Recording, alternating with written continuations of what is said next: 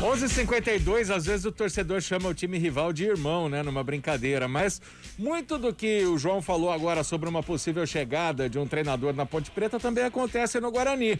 E o Daniel Paulista, ao ser apresentado, ele comentou sobre uma possível rejeição ao nome dele. Vamos ouvi-lo. Vim aqui para trabalhar, para fazer o meu melhor, juntamente com todos aqui dentro, com todos os jogadores, funcionários, cada um procurando dar o seu melhor dentro da sua função.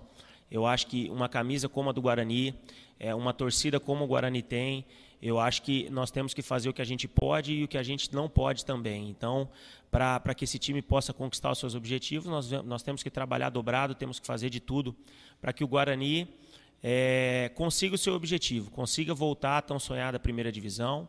É um desafio grande, nós teremos pela frente talvez a Série B mais difícil que já esteve presente em todos os últimos anos, mas que com muito trabalho, com empenho, com um planejamento e uma organização que nós temos que apresentar isso também dentro de campo, a equipe conseguiu os resultados que precisa para assim sair vitoriosa nas partidas que terá pela frente.